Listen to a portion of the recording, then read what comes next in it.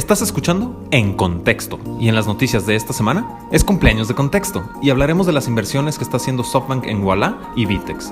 También hablaremos de los escándalos que están sucediendo en Latinoamérica que involucran a Pickup y a Wishing. Y finalmente, tenemos dos entrevistas, una con los cofundadores de Pickup, Héctor Neira y Daniel Rodríguez, y la segunda es con el abogado Juan Luis Hernández Conde, partner de Novus Concilium. Yo soy César Miramontes, y es momento de ponerte en contexto.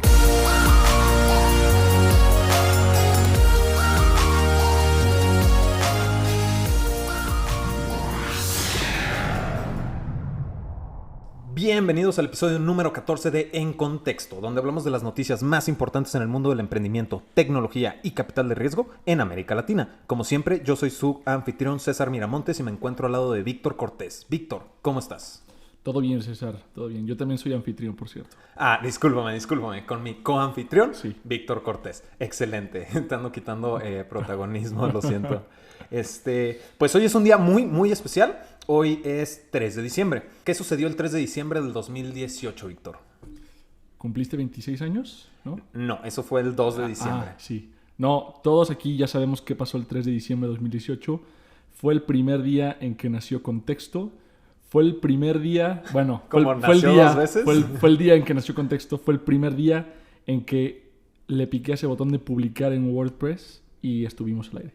Así es, hace un año nació Contexto para mantener al mundo informado en todo el ecosistema del emprendimiento en América Latina, ¿no? Hemos tenido un fantástico año y lo vamos a compensar a toda nuestra audiencia, a todos nuestros escuchas, con bastante contenido, ¿no? Sí, por cierto. ¿Cómo te has sentido tú, que tú realmente estuviste en todo el camino que hemos recorrido durante este año, quizá?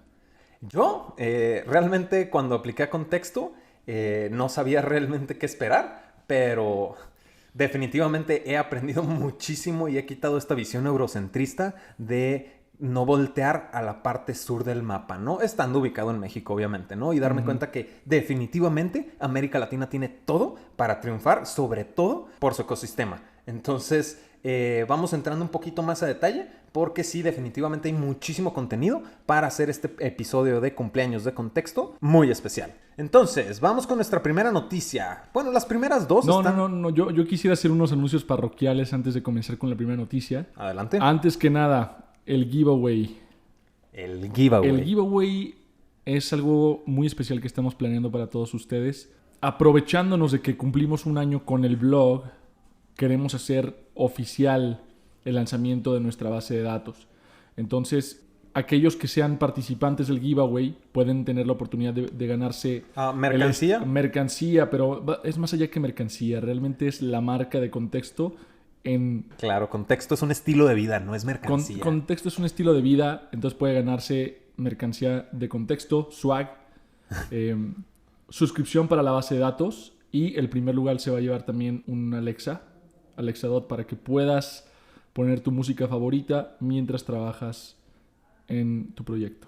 Así es. Entonces, para los que no han entrado al giveaway que estamos haciendo, pueden entrar a Facebook, entrar a nuestra página de Contexto en Facebook y participar en el giveaway. Pueden ver las instrucciones y términos y condiciones dentro del blog, que tenemos también indicando todo lo que se tiene que hacer para participar por mercancía, acceso a la base de datos y este fantástico Alexa que vamos a estar obsequiando. Ok, entonces... Ahora sí, vámonos a lo primerito. Así es, lo primero, o las primeras dos noticias. ¿Sabes? Otra cosa que deberíamos aclarar. Este no es un programa común, este es un programa que va a durar 2 partes. Les vamos a traer un episodio especial, justamente por esta fecha que para nosotros representa algo muy importante, esperemos que también para ustedes. Entonces, la parte 1 vamos a tener una discusión bastante interesante sobre las noticias más relevantes de la semana, y en la segunda parte pueden esperar ¿Lo adelantamos o no lo adelantamos? ¿Tú qué dices? Sí, ¿Vale? Sí hay que dejarlo claro, sobre todo porque pues de pronto como que noten que hay 2 episodios que salieron el mismo día, es como a ver qué semana me quedé fuera de contexto. Jaja, chiste intencionado. Entonces... Sí, y en la segunda parte del programa vamos a tener un par de entrevistas interesantes hablando sobre el tema, la situación muy particular que está viviendo Pickup, la startup de ride-hailing de viajes en motocicleta, mototaxis colombiana en Perú. Así es. Entonces, ahora sí, el tercer intento es el bueno. Ahora sí. La primera noticia, o bueno, las primeras dos noticias involucran completamente a SoftBank, ¿no? Obviamente sabemos que SoftBank es este fondo japonés con un presupuesto destinado para invertir en América Latina de $5,000 millones. Entonces, el primero que salió a la luz fue Vitex. Vitex recibió un total de $140 millones, ¿no? Vitex es esta startup brasileña que ya opera en más de 28 países, ¿no? Y a mí se me hace la culminación de todo lo que hemos platicado del tipo de inversiones que hace SoftBank, pensando en invertir en una startup y beneficiar a todas. Claro, sí, es un marketplace que se integra muy naturalmente, se integra de una manera muy interesante con el resto de las startups del portafolio de SoftBank. Ahora, explicando Vitex de manera a manera general, es básicamente un agregador de CRMs o un agregador de diferentes softwares que te permiten tener esa relación con tus clientes. Uh-huh. Y no necesariamente software, porque también creo que tus ventas offline también las puedes tener ahí, digamos que monitoreadas. Entonces todo lo que tiene que ver con inventario, órdenes, Customer Relationship, o sea, el soporte al cliente, todo eso lo puedes ver a través de Vitex y que sea un agregador. Es decir, si manejas diversas plataformas, no tienes que estar viendo en cada una de ellas qué es lo que está sucediendo, sino que lo concentras solo dentro de esta plataforma. Sí, es un facilitador de comercios tanto online como offline, ¿no? Modelos de negocio, ya sea business to business o marketplaces, como tú mencionas, locales, ventas locales, uh-huh. Administración de ventas locales o comercios digitales. No lo vayamos a confundir con un Shopify, ¿no? Que tiene las plantillas ya predefinidas. Sí, creo que más bien Vitex está en el backend. O sea, ellos están, ajá, digamos que no dan la cara al usuario, sino que es nada más para la empresa manejar de forma más óptima su inventario, sus ventas. Ahora, algo que yo te quería plantear es, la llamaste startup. ¿Realmente la considerarías una startup considerando que se fundó en 1999?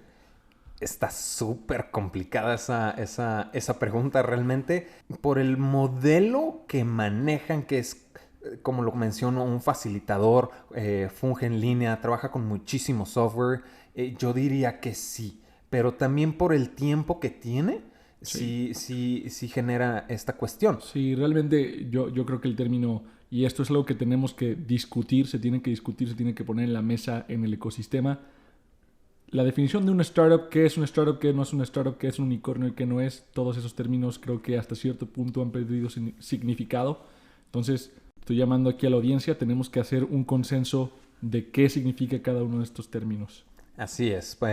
Recuerden, pueden mandarnos sus comentarios, preguntas, lo que sea, a nuestros correos cesar@contexto.com o victor@contexto.com para hacer este consenso, ¿no? En una de esas podemos marcar un hito en la historia de América Latina donde determinemos exactamente qué es qué. También dentro de tu pregunta, pues también está, por ejemplo, en Argentina, Mercado Libre. Claro, de hecho es algo muy interesante, ¿no? Hicimos un mapa de mercado sobre unicornios hace un par de meses. Ajá. Y deliberadamente decidí omitir a Mercado Libre, Despegar, OLX, todas estas empresas tecnológicas old school, digámosle. Uh-huh. Y hubo una fuerte demanda de varios lectores que se incluyeran estas startups dentro del mapa de mercado. Pero luego dices, bueno, ¿son startups o no son startups? ¿Son unicornios o no? Es un poco más complicado, creo yo. Más complicado que solamente determinar tiempo, tamaño del equipo o incluso tecnología que implementan, ¿no? Justo.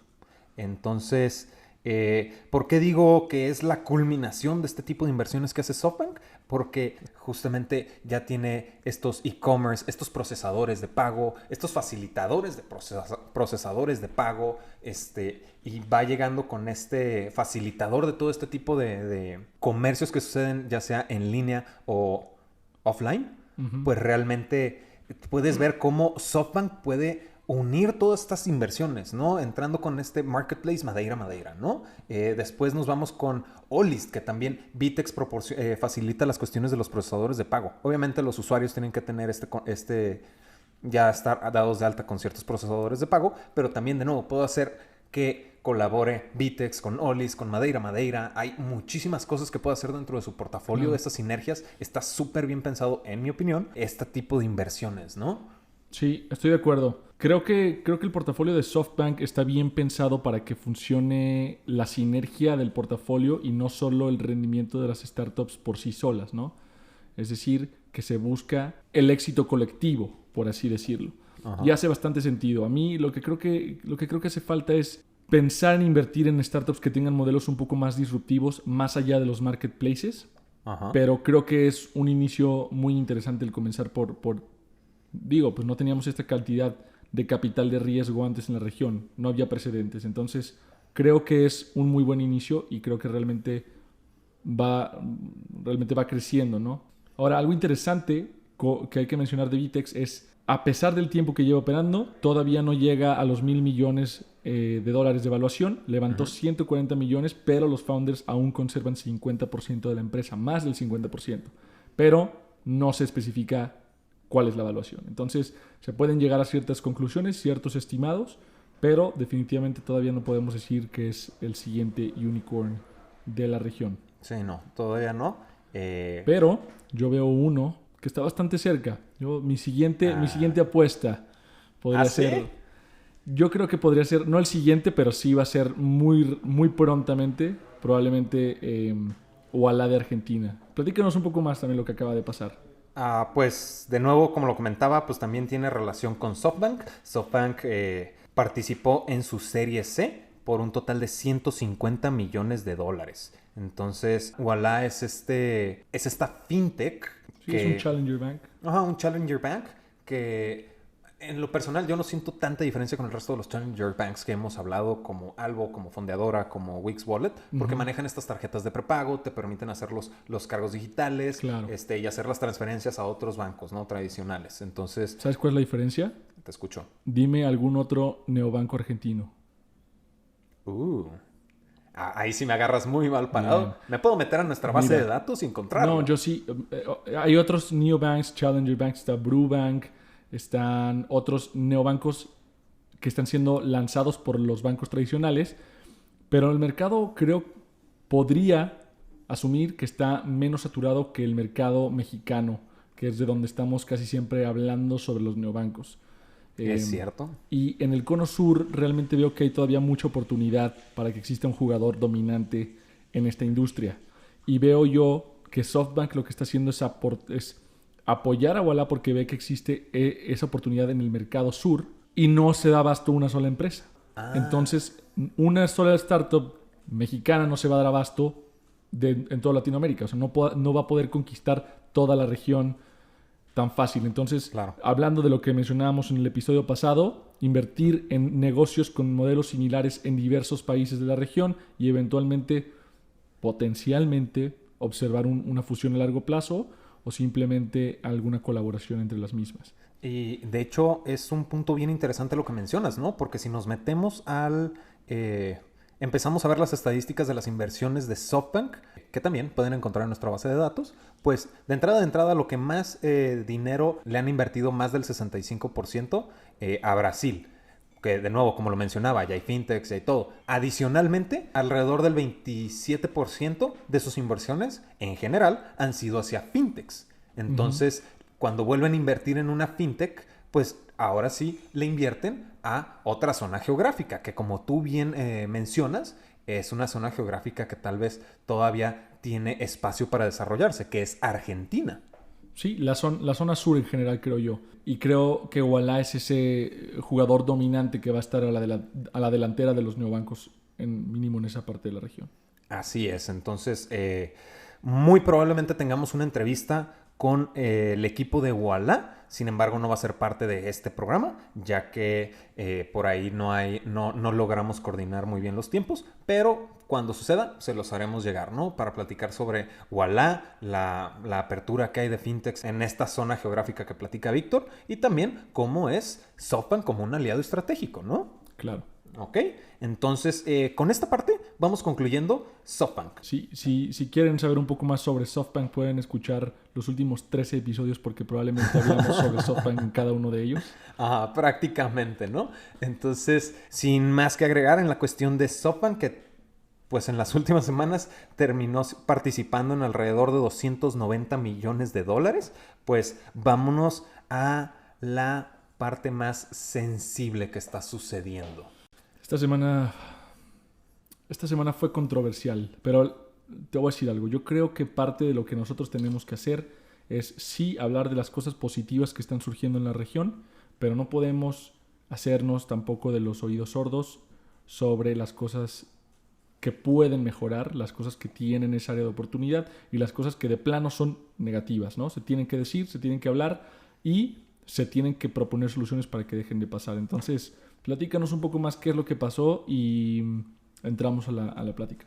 Así es, ¿no? Y esto a mí me llama muchísimo la atención porque bien lo comentas, ¿no? No podemos dejar pasar las áreas de oportunidad porque son noticias del emprendimiento, ¿no? De tecnología, de capital de riesgo y no es nada más relaciones públicas de este ecosistema, ¿no? Entonces vamos a comenzar yéndonos a el país de Chile. En Chile está Wishing. Wishing es una startup y de manera muy, muy, muy resumida de crowdfunding para un mercado en específico, que es el mercado musical. A través de donaciones e inversiones en la plataforma, tú puedes financiar un concierto, un festival musical y todo este tipo de eventos, de nuevo, en la industria de la música, ¿no? Lo que sucedió con Wishing es un escándalo donde hay un total, o se menciona, un total de $10.332.463 millones desaparecidos dentro de estas inversiones. Uh-huh. Estas inversiones fueron alrededor de los eventos Roxy, Hello y Halo, Faye, y se mencionaba también Enrique Iglesias, ¿no?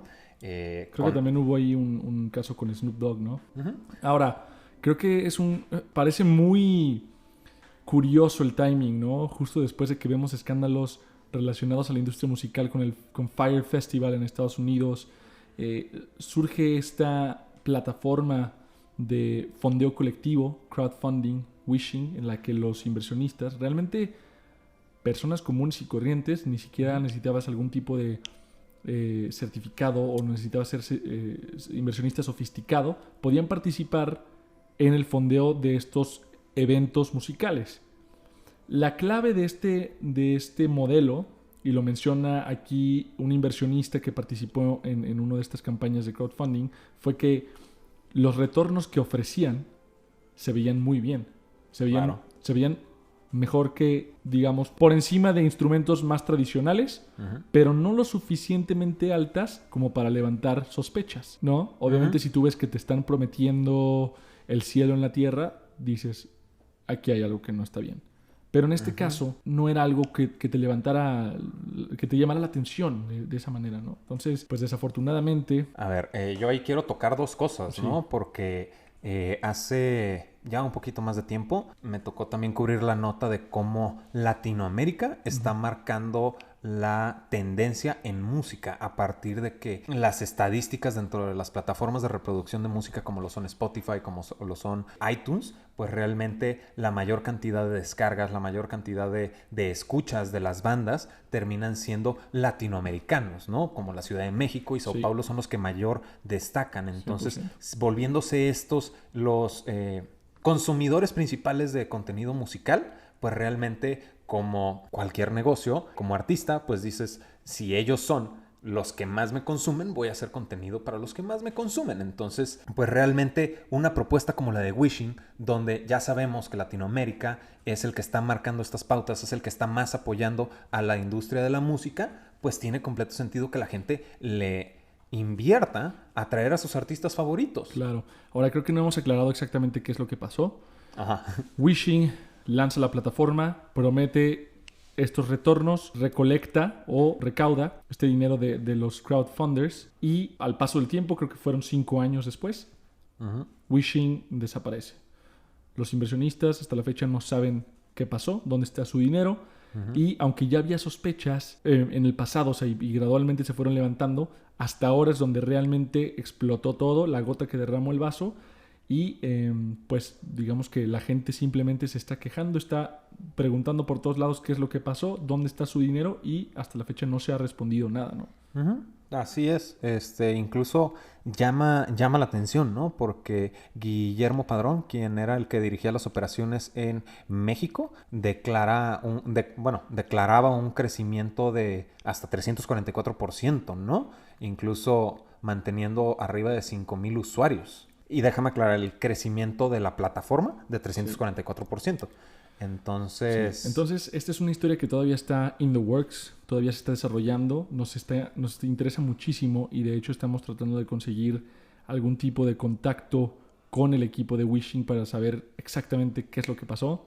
Seguimos trabajando en eso, ¿no? En cuanto lo tengamos, les vamos a sacar esta... La idea era buena, realmente la idea era buena. Ajá. Si me preguntas a mí, yo encantado de invertir en un concierto de J Balvin, pero, a ver, creo que es complicado cuando suceden este tipo de cosas que vuelvas a confiar en un modelo de crowdfunding, y este tipo de cosas me molestan mucho porque demeritan o desgastan la confianza del ecosistema de los inversionistas en este tipo de plataformas, ¿no? Y recuperar la confianza tarda muchísimo más tiempo de lo que tarda construirla desde un inicio. Así es, ¿no? Y no hay necesidad.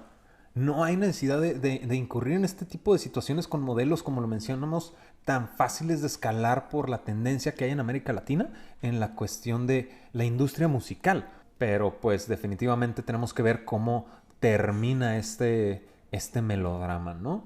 Ahora, y vamos entrando a la última parte de lo que tú y yo vamos a platicar, Víctor, y es otro lamentablemente escándalo. Otra situación sensible en América Latina que dices, ¿para qué? Y aquí nos vamos a una startup colombiana operando en Perú. Esta startup colombiana, ya habíamos platicado de ella y porta el nombre de Pickup. Pickup, así es. Aquí sí les tenemos el material increíblemente completo. Contamos con la participación de los mismos fundadores de Pickup y además Juan Luis Hernández, experto legal de Novus Concilium, ¿no? Entonces quisimos hacer esta dinámica para darle un balance, mantenerlo lo más objetivo posible y ver pues aspectos que quizá nosotros no podemos ver de primera instancia, ¿no? Bueno, yo no me considero un experto legal, no sé tú, César. No, yo me declaro un incompetente legal. Okay. Entonces, definitivamente va a venir aportando a la mesa. Más bien, aporta bastante. A mí me dio bastante perspectiva alrededor de lo que implica esta situación. Pero antes de entrar a esos temas, como la segunda parte van a ser mayoritariamente las entrevistas, pues definitivamente tenemos que dejar claro los hechos para que podamos entender lo que se está platicando en las entrevistas, ¿no? Entonces, ¿qué sucedió con Pickup en Perú? Recordemos que es una startup colombiana, ¿no? Ya habíamos hablado de Pickup. Sí. Pickup es esta startup de movilidad, de transporte. Es una startup de mototaxis, básicamente. De mototaxis. Es un Uber en motocicleta. Entonces, pides un Pickup y en lugar de que te recoja un Nissan Versa, te recogerá una Yamaha probablemente, o no sé, sé mucho de motos, tú dime. Exacto, es el Uber en motos, ¿no? Para ser entendido más fácilmente. La cuestión aquí es que se reveló la información de un grupo de WhatsApp supuestamente integrado por múltiples conductores, si no es que mayoritariamente de conductores de Pickup, donde se compartía información increíblemente sensible. Sí. Se hablaban de que se compartían la información de los pasajeros, se hablaba de que subían fotografías de los conductores consumiendo drogas, se hablaba... Tomando. Consumiendo drogas, tomando, incluso se hablaba de ligas de descarga de pornografía infantil. Sí, ya estamos llegando a otros niveles con ese tipo de noticias, lamentablemente, pero se tiene que decir, ¿no? Ahora, lo interesante es lo que se está manejando legalmente. Porque una cosa, y aquí voy a tratar de poner ambos lados, ¿no?, de la moneda. Uno, definitivamente como plataforma, tienes que tener cierta responsabilidad por lo que tus conductores, la cara de tu negocio, hace frente a los usuarios. ¿Cómo es posible que puedas poner a las personas en riesgo al tener conductores que están conduciendo en estado de ebriedad o, bueno, presuntamente consumiendo este tipo de sustancias mientras trabajan y llevan a usuarios, comparten la información de los usuarios? Eso para mí de entrada es inadmisible, ¿no? Entonces, los filtros para que entraran estas personas a trabajar ahí definitivamente tienen, no áreas de oportunidad, son extremadamente débiles. Sí, se tiene que decir. Y ahora, el otro lado es el gobierno peruano quiere cesar la operación de la empresa. Que dices, bueno, sí, está bien que tomen responsabilidad, pero todo esto tomó parte dentro de una plataforma externa, que es WhatsApp, no dentro de Pickup.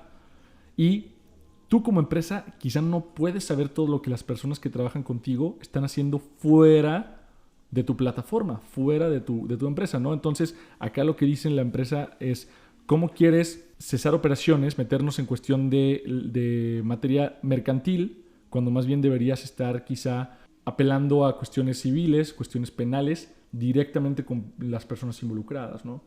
Bueno, no es lo que dice la empresa, pero es el otro lado de la moneda, ¿no? Claro. El estar mezclando todo este tipo de materia legal como si se tratara de un solo mismo problema y simplemente cierra la empresa y listo. Ajá, ya habíamos hablado de la cuestión de Pickup y la seguridad que significa subirte a una motocicleta, ¿no? Pero pues al respecto no había sucedido mucho hasta que surgió este escándalo por el dichoso grupo de WhatsApp. Obviamente, pues precisamente para entender todo lo que está involucrado con este tipo de situaciones desde una perspectiva imparcial es que nos trajimos a Juan Luis Hernández, quien como abogado puede darnos la perspectiva y todos los elementos que involucra de manera legal, que van a encontrar en el siguiente episodio. Ahora, también definitivamente para toda historia hay dos versiones. Y eso es algo que tenemos que tener bien conscientes, ¿no? Y nosotros nos tomamos el tiempo de escuchar también al equipo de Pickup para dar su perspectiva y dar su opinión. Sí. ¿Sí? Si bien, como lo comentábamos, recuerden que esta información está también en nuestro blog. Hay como cosas que no cuadran, cosas que no se entienden mucho. Sí. Entonces, precisamente por eso nos trajimos al equipo de Pickup para, pues, escuchar su versión, ¿no? Claro. Sí hay ciertas cosas que todavía no cuadran bien. La coartada todavía tiene puntos débiles, un par de talones de Aquiles, pero... Yo dejo todo eso a la interpretación de nuestros escuchas. Algo que también se nos estaba pasando a mencionar es que, pues, si bien el comercio saca la información de este grupo de WhatsApp donde se comparte todo este tipo de actividades que definitivamente son actividades criminales, pues otro elemento que resalta es la participación del jefe de operaciones a nivel Perú en este grupo de WhatsApp. Justo.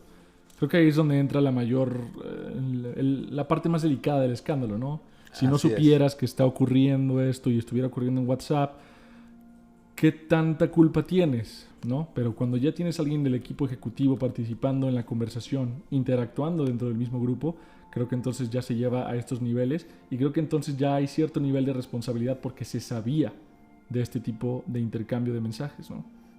Realmente dentro de la nota del comercio se menciona que después de todos estos tipos de comentarios, fotos consumiendo drogas, gente acosando y checando las direcciones de las pasajeras con comentarios increíblemente vulgares, pues resulta que hay un comentario de este jefe de operaciones que es Matías López Cerece, quien era de nuevo Head of Operations a nivel Perú, que después de todos estos comentarios que se hacen, vulgaridades y faltas de respeto, pues comenta él, vamos a darle con todo esta semana, está sucediendo esto, entonces va a haber muchísimos viajes, ¿no? Entonces ahí...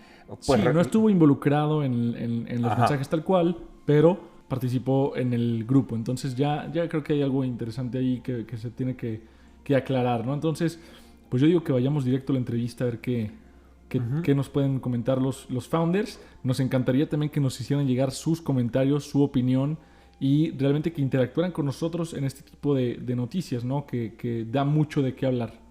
Así es, definitivamente su opinión es la que buscamos que logren formar a partir de la información que nosotros presentamos, los comentarios que hacen los fundadores de Pickup y finalmente complementarlo con la información legal de Juan Luis Hernández. Ok, entonces con eso concluimos la primera parte de este episodio.